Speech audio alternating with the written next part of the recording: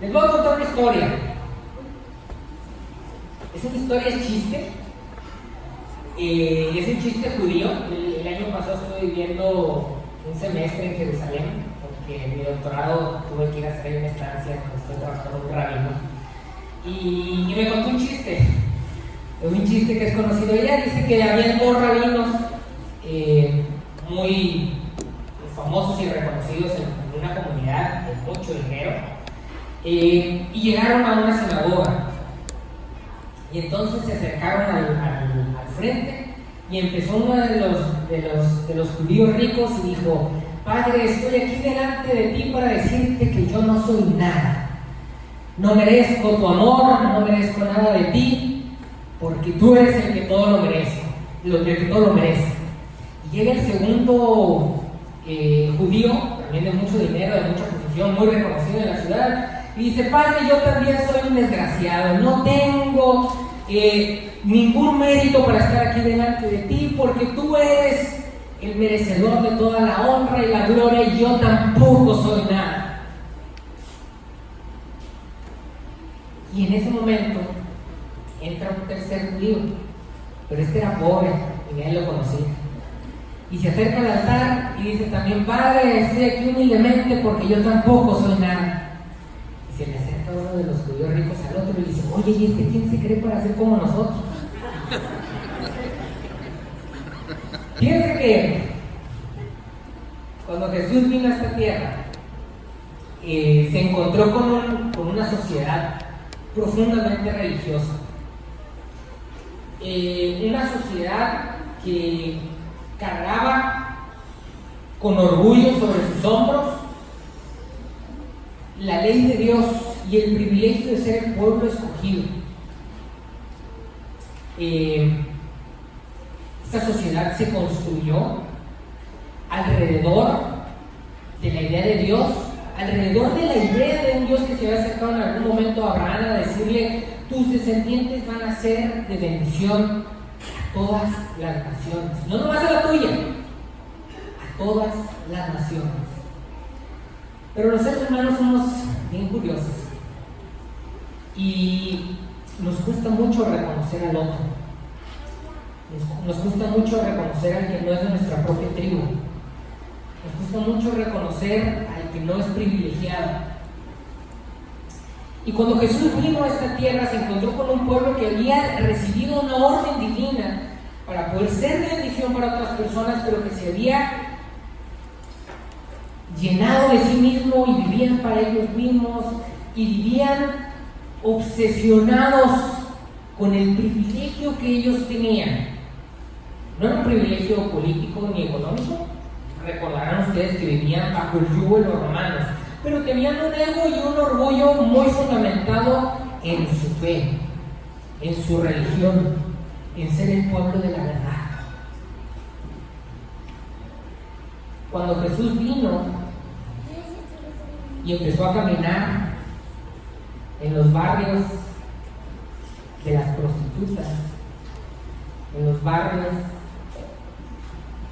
de los cobradores de impuestos, cuando Jesús iba y tocaba a los leprosos, que de acuerdo a la religión y de acuerdo a la tradición religiosa eran personas pecadoras que tenían esa enfermedad por culpa de sus pecados, cuando Jesús iba y los tocaba, y cuando a través de estos actos Jesús empezó a acumular seguidores, personas que lo admiraban y escuchaban sus enseñanzas, los líderes religiosos empezaron a preocuparse por la pureza del privilegio que ellos tenían. Les voy a invitar a que abran sus Biblias en Lucas capítulo 10. Voy a leer nada más un versículo. Estoy seguro que todos conocemos la historia y ahorita más o menos lo voy a volver a contar. Lucas capítulo 10, versículo 25. Acordémonos de este contexto que les estaba platicando, ¿verdad? Un Jesús que anda caminando con quien no debe caminar, que anda comiendo con quien no debe comer, que se anda juntando con quien no se debe juntar, y eso hace ruido a los líderes religiosos, a los líderes de corbata, a los líderes que tienen que procurar la santidad del templo, que tienen que procurar procurar la santidad de la ley, la santidad de la religión.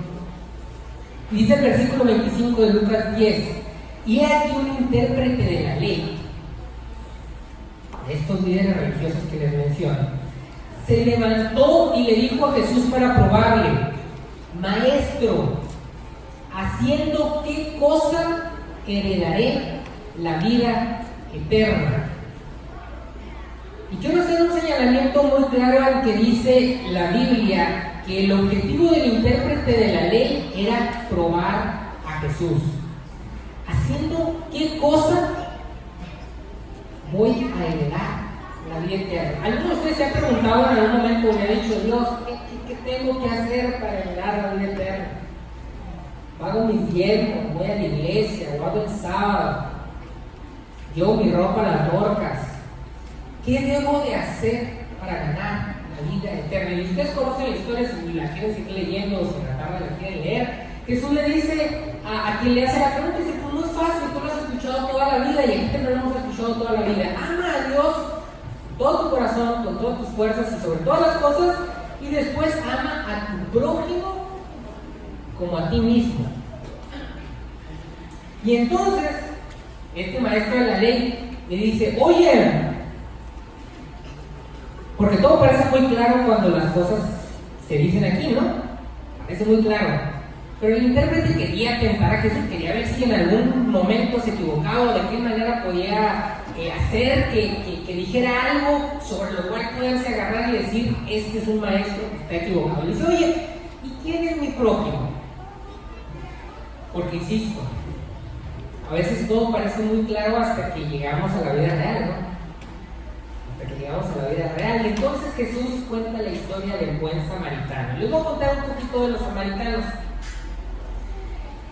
Jesús era muy inteligente, contaba historias con mucha intención. Y resulta que los samaritanos eran personas odiadas por los judíos.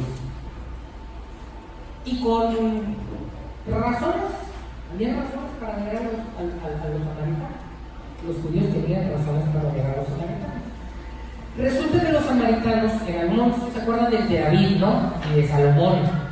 Resulta que después de David y Salomón, que habían unido a las 12 tribus de Israel, el siguiente rey, Roboam, hubo conflictos políticos y se separó el reino del norte y el reino del sur. En el reino del sur fue donde se quedaron los judíos, fue donde se quedaron los que estaban siendo el remanente de la verdad, quienes estaban conservando la pureza religiosa. Y en el norte, estas personas fueron un poquito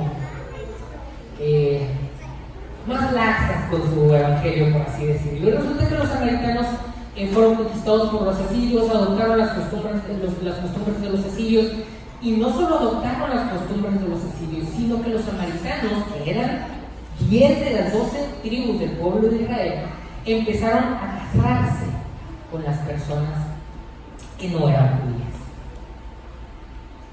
Entonces se convirtieron, para los judíos, en otro grupo de rechazados, en los otros, los que, aunque son de las 12 tribus de Israel, ya no son lo que deberían de ser. Goyim les llamaban ellos.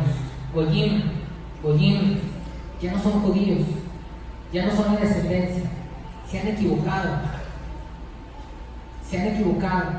no han guardado la fe, no han guardado la palabra. Cuando Jesús cuenta la historia del buen samaritano, empieza a decir: bueno, resulta que, para poderles ejemplificar a qué me refiero, porque hay que amar a nuestro prójimo como a nosotros mismos, les voy a contar una historia. Resulta que hay una persona que bajaba de Jerusalén y es asaltado, y lo roban y lo dejan golpeado. Y resulta que pasa por ahí un sacerdote de los judíos, de los que tienen la ley, de los privilegiados por el conocimiento que tienen, de los privilegiados por ser parte del pueblo de Dios. Y ven a la persona en necesidad. ¿Y qué dice la palabra? Pasan de largo. Y después viene otra persona, un levita, un experto en la ley, una persona que ha dedicado toda su vida a conocer de la palabra de Dios, bien vestido, era un doctor de la ley, y ve a la persona en necesidad. ¿Qué pasa?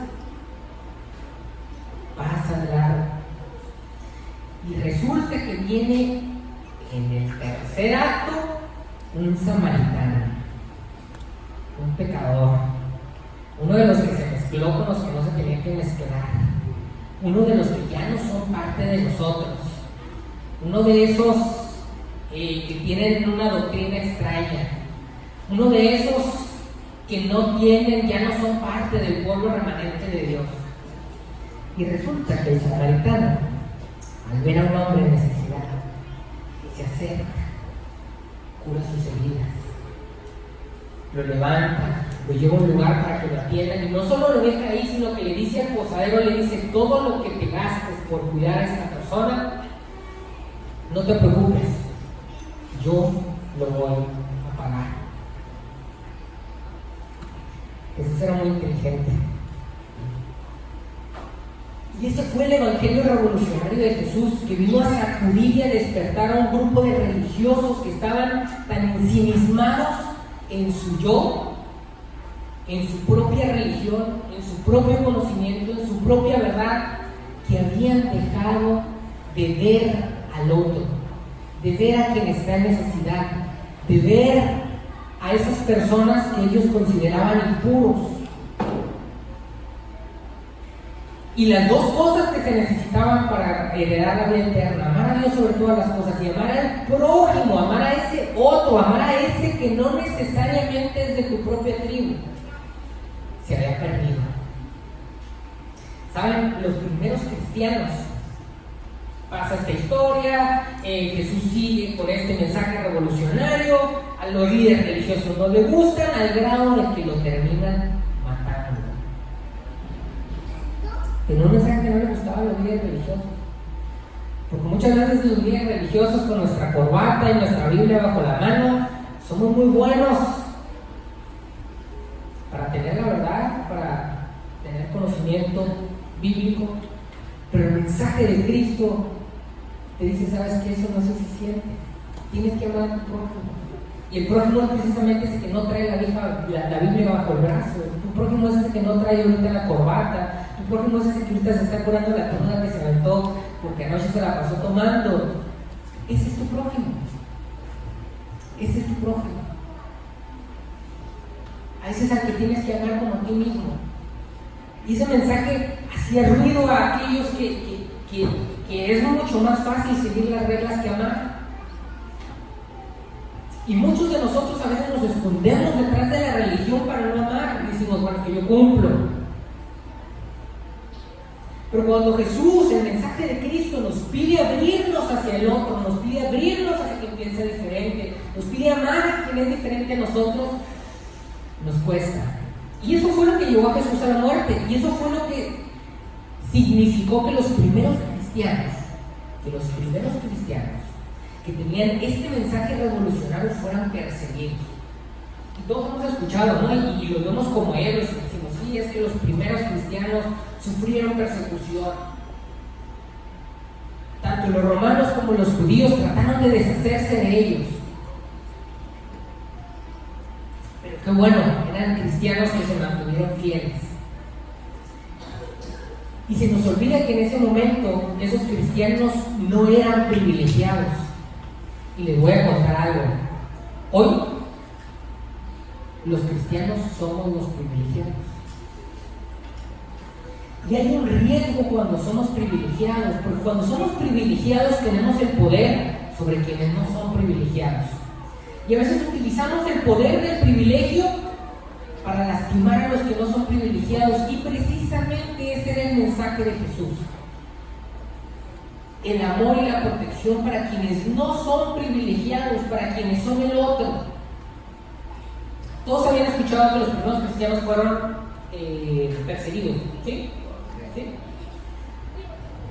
Dicen los historiadores que aproximadamente en los 300 años que duró el cristianismo, antes de que fuera tomado por la Iglesia Católica, hubieron 4 persecuciones en esos 300 años, dirigidas evidentemente por los emperadores romanos politeístas que estaban tratando de apaciguar a estos cristianos que traían este mensaje de que había que amar, de que había un Dios que no era el César. 4. 4 persecuciones en donde murieron aproximadamente 2,000 cristianos. 2,000 cristianos. En el año 400, aproximadamente 400 después de Cristo, el Imperio Romano se da cuenta que no puede apagar a este grupo de gente que anda queriendo amar a todos y que anda diciendo que hay un Dios que está por encima inclusive del emperador romano, y dice, ¿sabes qué? Si no puedes con tu enemigo, únetele. Y dice, vamos a hacernos todos cristianos. El Imperio Romano ya tenía problemas serios y utilizó a la religión para convertir o agarrar al cristianismo, que había sido de las periferias, que había sido la religión de los pobres, de los excluidos, de los marginados, de los migrantes, de los esclavos, la religión de los otros, de los que no tienen poder, de los que no tienen privilegio, y dijo, vamos a ponernos en el lugar del privilegio, vamos a aprovechar ese mensaje que ellos tienen para tratar de tener poder. En el momento en el cristianismo se puso en la posición de poder, millones de personas han muerto en el nombre de Dios. Millones. Emperadores politeístas persiguiendo cristianos, 2,000. Cristianos en el poder persiguiendo cristianos, persiguiendo a todo el que no cree en Dios, la edad oscura, la edad media.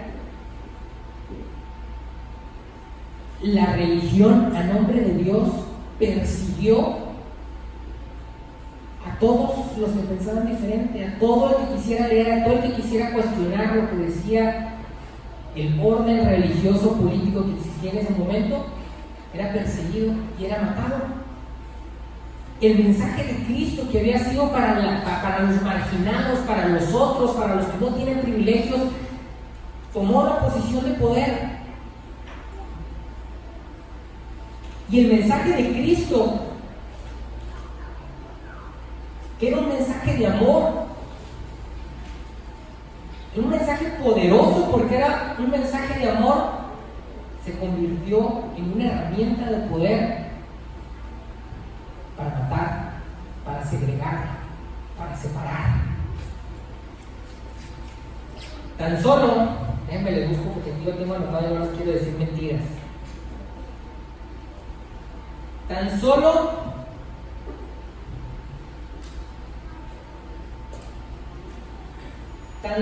en 1572, el 23 de agosto, en un solo día, católicos franceses mataron a cristianos protestantes en algo que se conoce como la matanza del día de San Bartolomé. Ese día, nada más ese día, murieron entre 5,000 y 10,000 personas. ¿Cuántos mataron los 4 emperadores romanos politeístas? ¿Cuántos cristianos? 2,000. En 4 siglos, en 400 años. En nombre de Dios, en nombre de Cristo, en un día se mataron entre 5,000 y 10,000 personas. ¿Y saben qué pasó? Ese día en Francia lo celebraron con un signo de la victoria de Dios sobre los infieles, sobre los marginados. En ese momento los protestantes eran los marginados. Y podríamos decir, sí, esos católicos son unos malvados. Pero llegó la Reforma Protestante. Todos hablamos de la Reforma Protestante, ¿no? Y todos nosotros admiramos a Lutero. Lutero, un sacerdote católico que en algún momento dijo, esto está mal, necesitamos vivir por fe. ¿Y saben qué pasó en los últimos días de Lutero?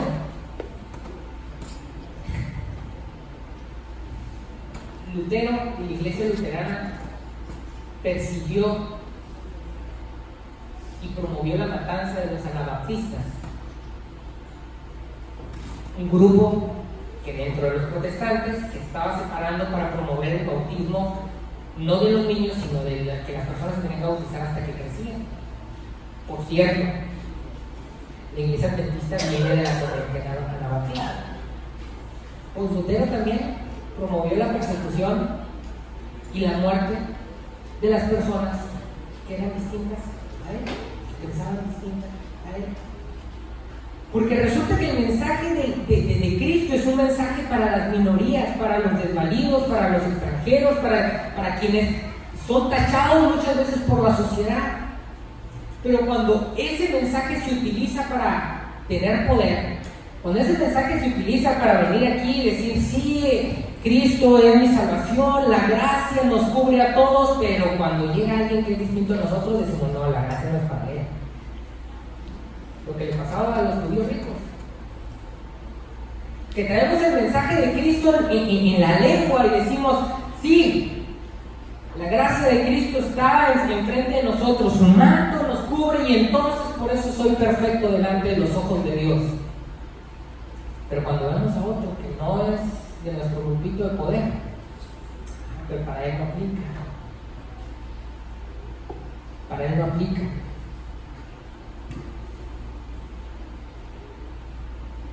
Esta iglesia,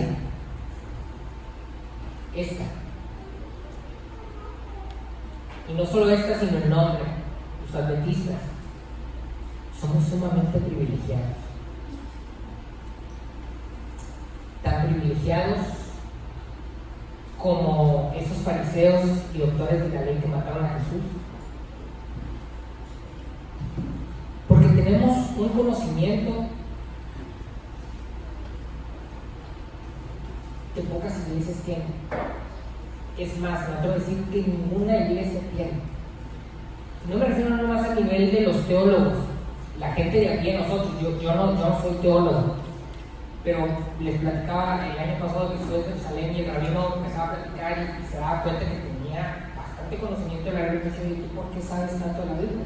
Y no crean que sé mucho, sé lo que cualquier adventista que ha pasado varios años en la iglesia y que ha estudiado su lección sabe. Y ya dije, mira, esto y lo otro.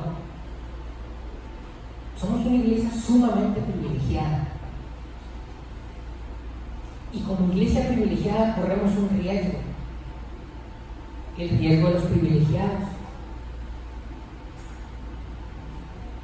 El riesgo de girar alrededor de nuestros propios privilegios. No es malo tener privilegios. Cuando Dios a los judíos les dijo, tú vas a ser mi pueblo elegido, a través de ti quiero ser de bendición a los otros, les estaba entregando privilegios. El problema es qué hacemos con nuestros privilegios. Porque los judíos tomaron ese privilegio para decir, nosotros somos los santos. Y somos los de aquí, ahora sí que como decimos, ¿no? Somos los de la iglesia y los del mundo. Y lo hicimos con desprecio, con cierto sentido despectivo, ¿no? No, es que el hermanito ya se hizo del mundo, ya se hizo leproso.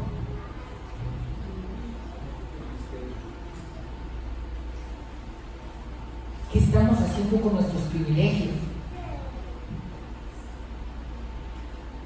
¿Será que a lo mejor como estos judíos ricos, privilegiados, hablamos de la gracia, hablamos del amor, pero cuando es para nosotros? Inclusive nosotros nos equivocamos y decimos, bueno, afortunadamente tenemos la gracia de Cristo, así, amén, amén. Pero ¿qué pasa con nosotros? ¿Qué pasa con el mundo? Los vemos por arriba del hombro, que nosotros somos mejores, que tenemos la verdad, porque sabemos de la Biblia. Y si la persona de allá del mundo llega y cumple con las reglas y cambia sus formas y deja ciertas cosas, entonces ya se vuelve de los privilegiados. El mensaje de Cristo era rotundamente diferente. Mateo 23, que aparece en la lección y que acá les decía que ya no nos dio tiempo, pero que lo leyeran en la tarde. En Mateo 23, Cristo se acerca con los líderes religiosos privilegiados porque tenían conocimiento, porque tenían verdad, y le dice a las personas que estaban ahí, les habla muy fuerte, pero dice a las personas que están ahí, dice, sí, escuchen lo que digan. Y qué bueno que la gente puede escuchar el conocimiento que nosotros como cristianos tenemos respecto al amor de Dios, respecto a la gracia de Dios. Pero Jesús termina diciendo, pero no hagan conforme a sus obras. Porque dicen y piden que hagan, pero ellos mismos no hacen. Y le dicen a la gente que tienen que cargar cosas de la ley, y ellos no lo cumplen. Y por fuera se visten con corbata, y llegan bien bonitos a la iglesia el sábado, pero por dentro no saben ni siquiera quién es el prójimo. Porque muchas veces somos los sacerdotes y los levitas de la parábola, que vamos y venimos a la iglesia muy bien vestidos, habiendo estudiado nuestra lección de escuela sabática, pero somos indiferentes ante el otro. Y vemos a la persona que por su forma de vestir te das cuenta que tiene ciertas cosas en su vida que no son las adecuadas, y la vemos con sentimiento de superioridad, como si nosotros fuéramos mejores. Déjenme decirles algo, no somos mejores. Y déjenme decirle algo, nadie va a entrar al cielo por tener su membresía en la iglesia adventista, o por haber estudiado su lección, o por leer la Biblia, o por vestirse de tal o cual forma.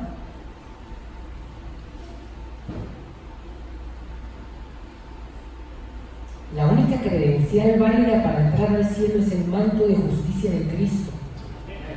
Y estamos hablando de ese manto que está representado precisamente por la preocupación por el otro.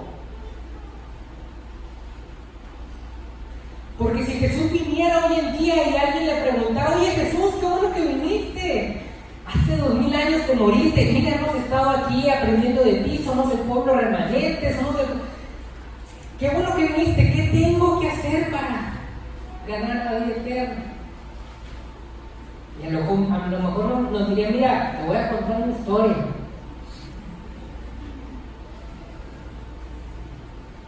Y un pelado de Obregón a Navajoa.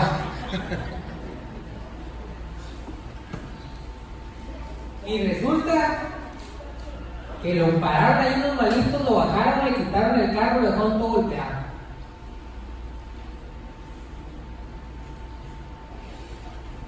Y resulta que veníamos con mucho entusiasmo a la iglesia, con los himnos de las heraldos del rey en el radio, porque es sábado. Y pasamos por un lado, vimos la necesidad, pero dijimos, híjoles, no puedo porque dice la ley que hay que llegar temprano. Y a lo mejor ya no era sábado, pero pues dice la ley que tengo que trabajar para poder dar el diezmo, entonces tengo que llegar temprano, pues ahí que alguien lo recoja. Además sería ahí medio descuidado, ¿sabes qué? Ser borracho, eso le pasa por ser borracho. Si fuera en la iglesia no le pasaría eso. No, pues nosotros Dios nos cuida. Pero a nosotros, y diría Jesús, y entonces pasó un ateo, y entonces pasó un homosexual, y entonces pasó alguien de la otra denominación, y se paró, y se preocupó por él, y curó sus heridas, y lo llevó para que atendieran sus necesidades. Y dijo, si es necesario, si hay más cosas, sacó su cartera, sacó su tarjeta de crédito y le dijo, mire, aquí está. Y diría Jesús, ese es el prójimo, el que amó como a sí mismo. Jesús no dio una cátedra teológica para explicar por qué los judíos tenían más verdad que los samaritanos, no. Y era cierto, los judíos en términos de ley estaban más apegados que los samaritanos. Jesús, muy inteligente, tocó ahí donde nos duele a los que creemos tener la verdad, ahí donde nos duele a los que creemos portarnos bien, y les dijo, no es suficiente, porque el evangelio de Cristo es el evangelio de la cruz. Me gusta mucho el simbolito que tienen en paréntesis. La cruz, el sacrificio, la entrega. Jesús no vino aquí a vivir como privilegiado. Y a veces nosotros los cristianos nos aburguesamos y vivimos como privilegiados. Y sentimos como privilegiados, superiores, inflados. Ayer tuvimos Santa Cena y hablábamos de lo que hace la levadura al pan. Nos infla. Y a veces los cristianos vivimos inflados. ¿Saben qué hace eso? Que el de la periferia, el marginado, el que se siente pecador, el que sabe que está haciendo las cosas mal, sienta pena de entrar por esas puertas. Y perdónenme, pero eso es todo menos cristiano. Cristo salía y tocaba al leproso, comía con la prostituta, se sentaba con el cobrador de impuestos, y todos lo criticaban, pero lo hacía, porque eso es amar a Dios sobre todas las cosas, y eso es amar al prójimo como a ti mismo. Ojalá que podamos hacer un paréntesis de nuestra religiosidad, un paréntesis de nuestros privilegios de conocimiento y de verdad, que por sí mismos no son malos. Jesús los tenía. Jesús era un judío conocedor de la ley, pero que podamos entender que la ley y el conocimiento y la verdad están para servir al ser humano y no al revés. Que entendamos que las leyes, las normas, las formas, Dios las puso y nos las dio con un objetivo de bienestar para nosotros, pero no solo para nosotros, sino también para el que está afuera, y que nunca deben de ser un pretexto para alejarlos, sino una invitación para que nosotros nos acerquemos con el mensaje de Cristo, con el mensaje de la verdad, y los toquemos y comamos con ellos y nos hagamos sus amigos, no sintiéndonos superiores, porque no somos superiores.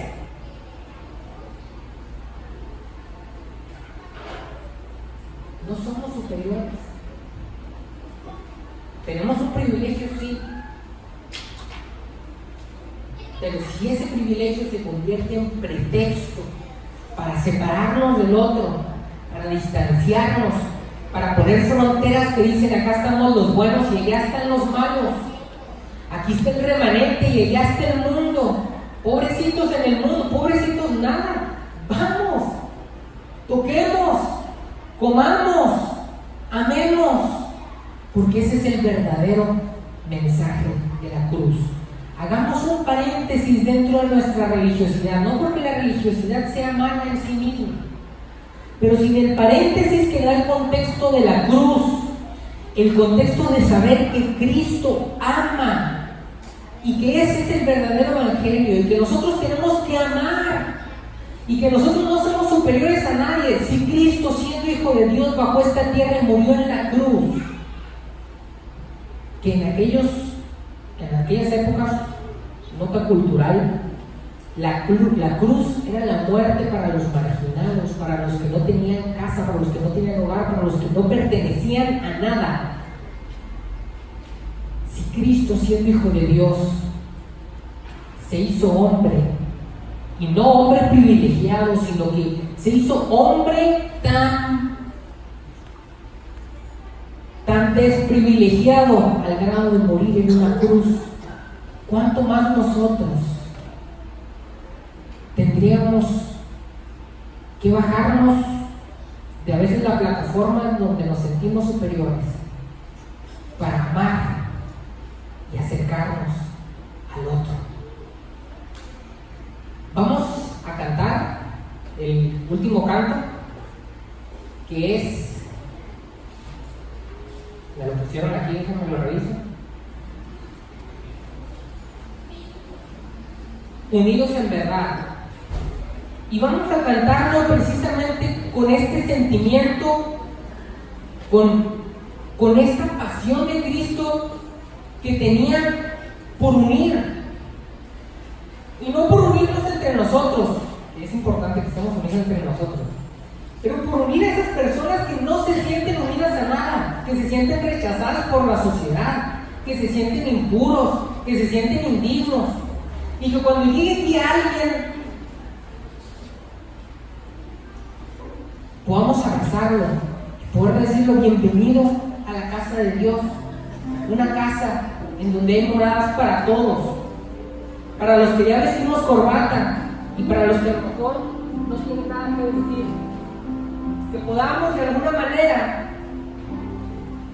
ser realmente embajadores del mensaje de Cristo, no desde nuestros privilegios, sino desde su sacrificio, y que podamos en este sentido cumplir con el propósito que Dios tiene para este día.